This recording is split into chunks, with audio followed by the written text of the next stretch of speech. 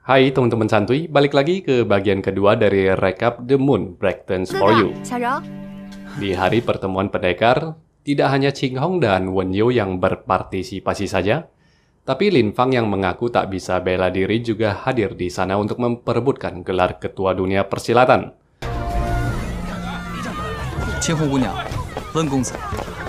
Turnamen itu dipimpin langsung oleh Ku Ye yang selama ini menjabat sementara sebagai ketua para pendekar. Jenderal Xia Hoying yang mewakili kerajaan, beserta ketua biksu Shaolin yang sangat dihormati. Turnamen itu diikuti oleh 200-an pesilat dan dibagi ke dalam 3 babak kompetisi. Baik Ching Hong, Wen Yu, dan juga Lin Fang setuju untuk bekerja sama di dalam 2 babak awal, di mana pada babak akhir nanti barulah mereka akan benar-benar berkompetisi secara sehat. Babak pertama ini hanya akan meluluskan 40 peserta, di mana dari 200-an kontestan ini akan dibagi ke dalam 4 kelompok berdasarkan status mereka. Selain bertemu dengan Su Patian yang kemarin sempat ribut dengannya, Ching Hong juga berkenalan dengan Shen Yanze, si master racun yang memberikannya sebuah hadiah kecil atas perkenalan mereka. Dalam babak awal ini, semua peserta diberikan sebuah petasan, di mana mereka diminta untuk mencapai sebuah goa yang terdapat di dalam hutan. Wen Yu dengan statusnya sebagai seorang bangsawan tergabung di dalam kelompok pertama yang membuatnya mendapatkan keuntungan untuk berangkat lebih cepat dibandingkan 3 kelompok lainnya. Begitu keluar dari gerbang, selain bergegas mencapai titik tujuan akhir, para peserta berusaha untuk saling melucuti petasan dari kontestan lain agar mengurangi saingan mereka. Lin Fang sementara itu menyarankan Ching Hong untuk tidak berdesak-desakan keluar dari gerbang utama, melainkan dengan peringan tubuhnya, Ching Hong membawa Lin Fang melakukan pendakian vertikal untuk keluar dari sana. Tiba di dalam hutan, seorang pesilat botak berusaha untuk mencegah Ching Hong yang sempat memberikannya perlawanan, di mana secara diam-diam ada seorang pembunuh yang memiliki agenda lain tengah mengawasi di sekitaran sana. Wen Yu yang berada di depan sempat melihat Ching Hong yang tertahan dan ingin membantunya. Namun di dalam pergulatan lebih lanjut, pesilat botak yang dikalahkan ini dengan desperate-nya menarik Ching Hong dan juga Lin Fang untuk terjun ke dalam jurang. Beruntungnya Ching Hong dan Lin Fang masih sempat meraih sebuah tepian di dalam kedalaman jurang itu, bertepatan dengan Wen Yu yang tiba tepat waktu di sana. Dari sana, Ching Hong justru bisa melihat sebuah jalan pintas menuju ke goa tujuan mereka. Asalkan berani mengambil resiko, mereka seharusnya bisa tiba lebih cepat dibandingkan peserta yang lainnya. Dikarenakan ingin menggendong Lin Fang, Ching Hong pun meminta bantuan Wen Yu untuk melemparkan batu pijakan terhadapnya. Namun pada saat prakteknya menyeberangi jurang itu dengan peringan tubuh, batu pijakan yang dilemparkan Wen Yu itu malah dihancurkan oleh si pembunuh yang mengintai di sana. Beruntungnya Wen Yu masih sempat melemparkan batu susulan yang menyelamatkan nyawa Ching Hong dan juga Lin Fang. Tidak tahu siapa gerangan pembunuh tersebut dan siapa yang diincar di antara Ching Hong dan juga Lin Fang. Ketiganya akhirnya mencapai titik tujuan sambil menyerahkan petasan mereka dan secara otomatis mereka pun lolos ke dalam babak berikutnya. Ketua Shaolin seketika itu juga pamit menuju ke goa pertemuan untuk memberikan instruksi turnamen babak kedua. Jenderal Xia Hou sementara itu pergi untuk memantau para kontestan yang gugur dan tengah dirawat lukanya itu. Di sana dia melihat Wen Rou yang dengan cekatannya mengembalikan sendi terkilir dari seorang pesilat. Wen Rou yang menyadari kehadiran Om Ganteng itu berusaha untuk menggodanya, sampai-sampai memainkan triknya hanya demi menarik perhatian Jenderal Xia Hou yang tertipu. Dalam goa pertemuan, Ketua Biksu Shaolin memberikan instruksi samar-samar atas bagaimana jalannya kompetisi babak kedua ini. Sebuah gentong berisikan air tiba-tiba saja muncul di tengah mereka, dan seketika itu pula terjadi gempa keruntuhan yang cukup membuat panik para peserta.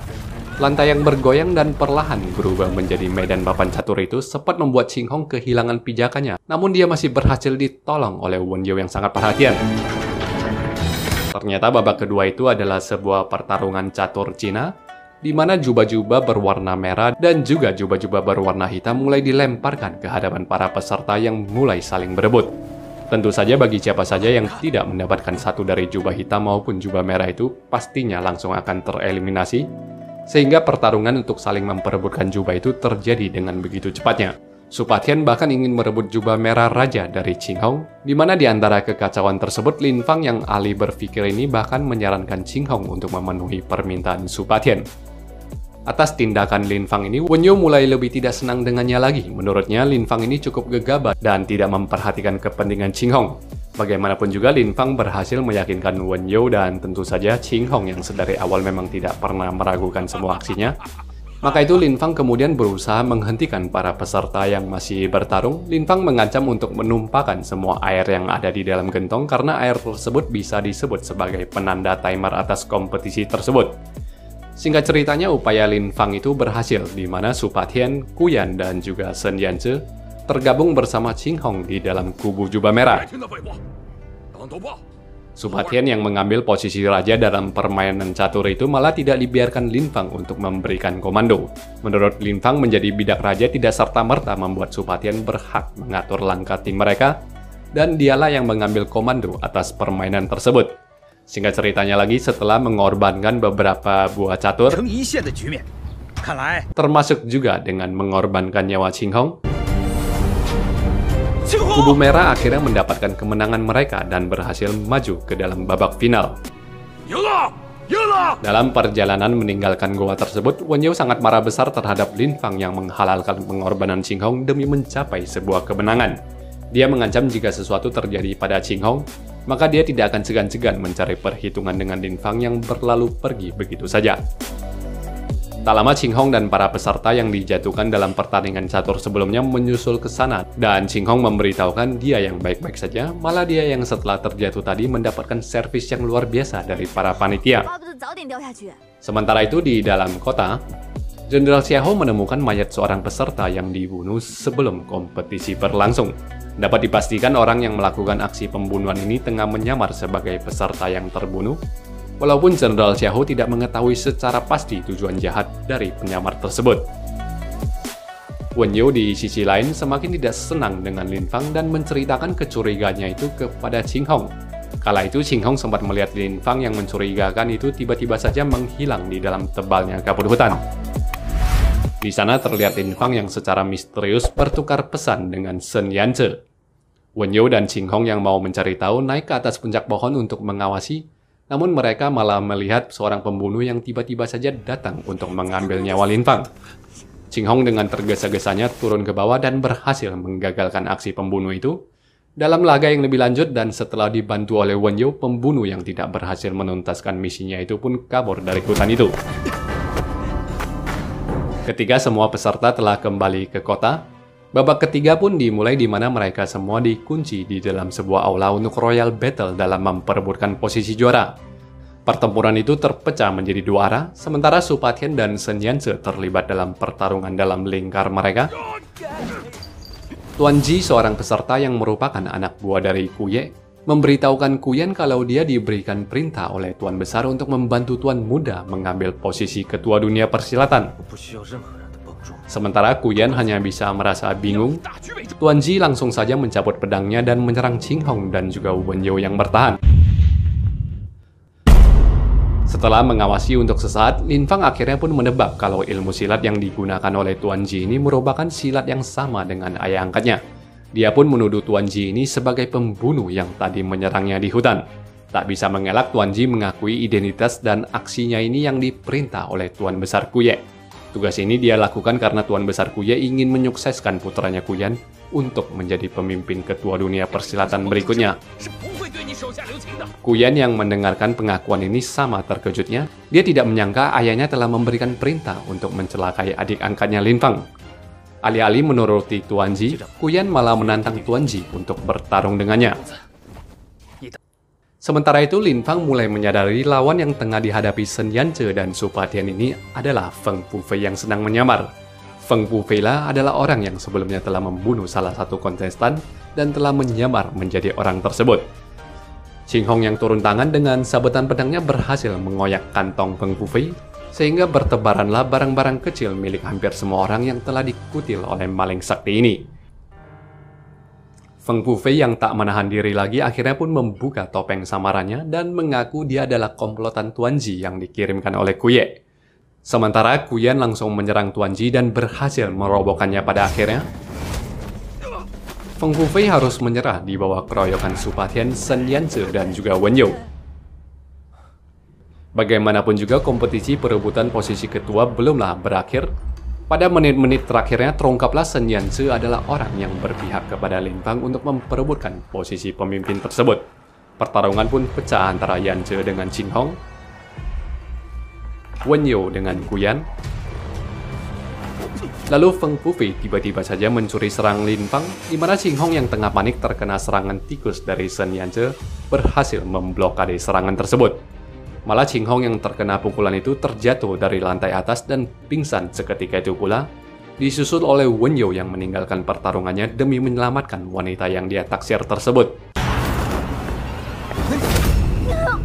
Feng Fufei yang kelakuannya aneh ini lalu juga mengalahkan Guyan.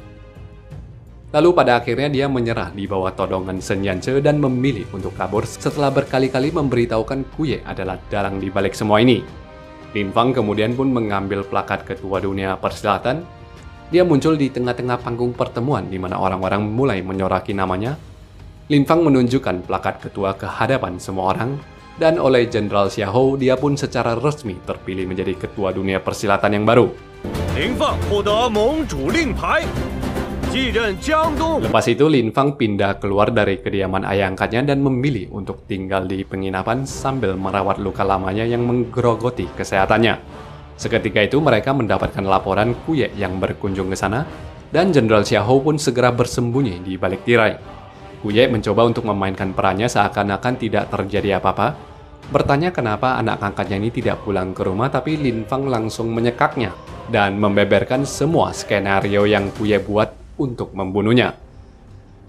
Kuye yang mencoba bertindak untuk membunuh Lin Fang sempat ragu-ragu ketika dia menyadari adanya seseorang yang bersembunyi di balik tirai.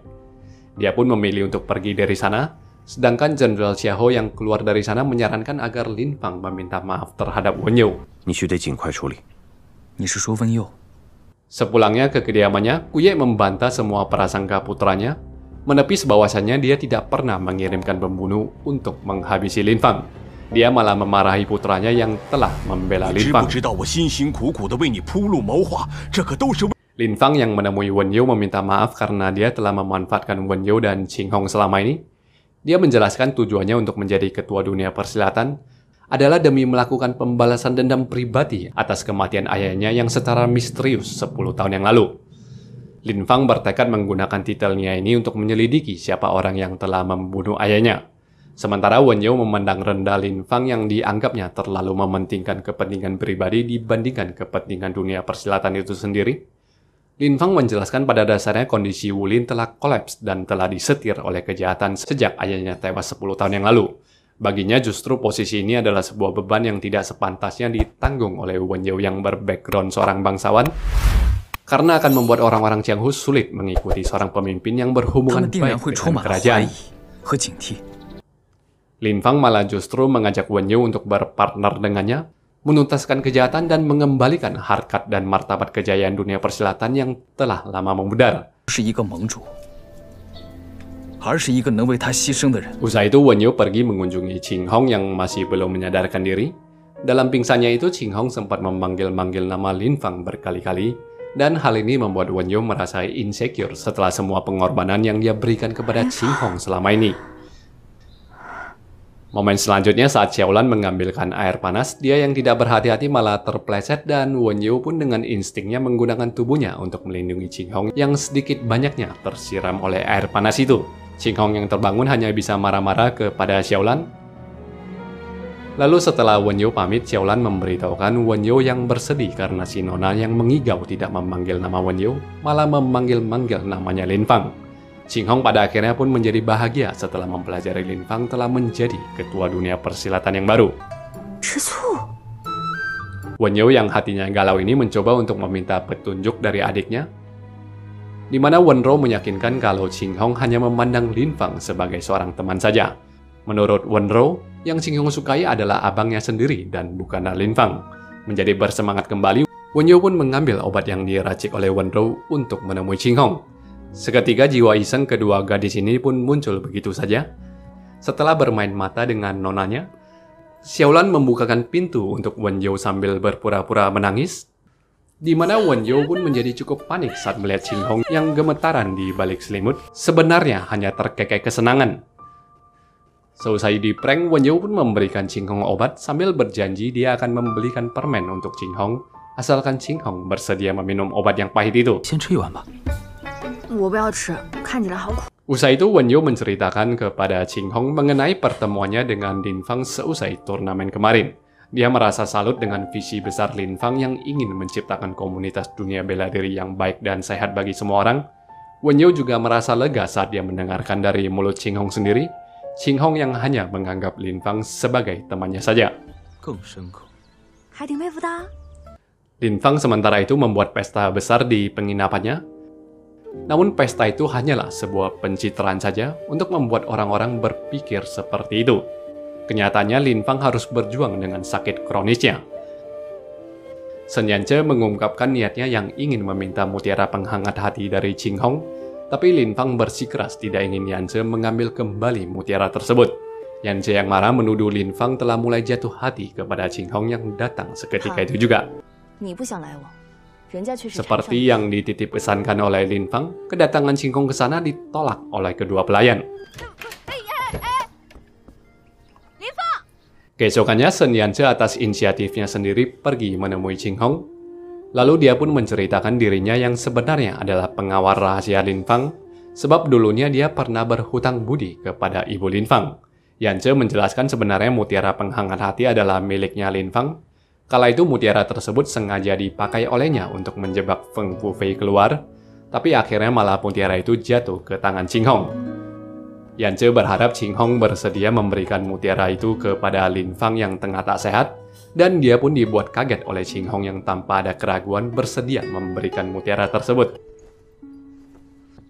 Ching Hong pun meminjam alat penggiling dari Wen Rou, menggiling mutiara itu menjadi bubuk obat, sementara Xiaolan hanya bisa berteriak-teriak menyayangkan dirinya yang tidak bisa lagi menggunakan mutiara itu untuk memoles wajahnya agar awet muda. Di kediaman keluargaku, Kuye mendapatkan laporan kalau Lin Fang sudah selayaknya bertindak sebagai ketua dunia persilatan baru.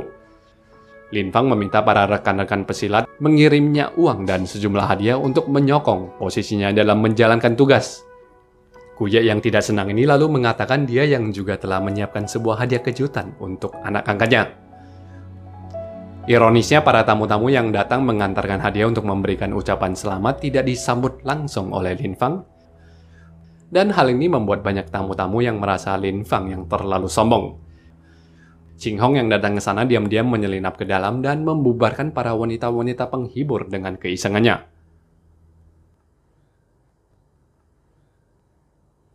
Dia lalu masuk menemui Lin Fang, mengatakan dia tahu kalau Lin Fang hanya berpura-pura berpesta saja. Secara tiba-tiba Ching Hong menotok Lin Fang hingga tidak bisa bergerak, lalu mencekokinya dengan mutiara penghangat hati. Tak jauh dari sana, Wen You yang membelikan sebuah gulali untuk Ching Hong saat itu mendapatkan berita gosip di pasar kalau para wanita penghibur Lin Fang barusan saja diusir oleh Ching Hong. Penggosip itu mengasumsikan Lin Fang yang memiliki hubungan asmara dengan Ching Hong, di mana hal ini pun membuat Wen You merasa sangat cemburu dan segera bergegas menuju ke sana. Di sana Lin Fang bukannya bertambah sehat, malah tubuhnya menjadi semakin tidak stabil dikarenakan mutiara penghangat hati itu ternyata tidak dengan mudahnya diserap oleh seseorang yang tidak memiliki tenaga dalam seperti dirinya.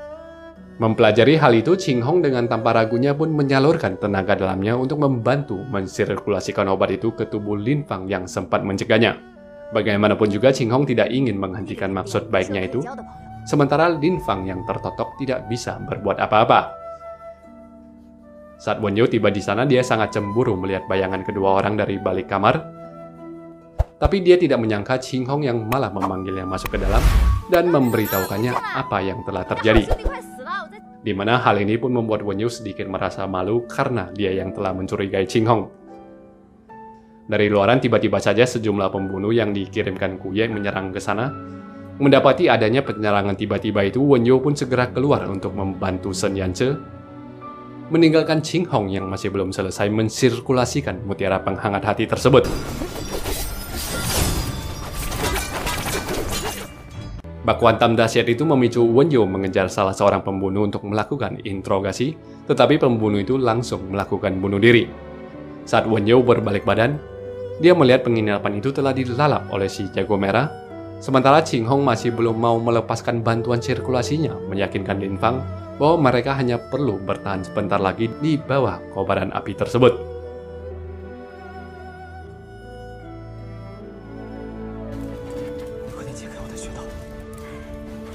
我双手都站着。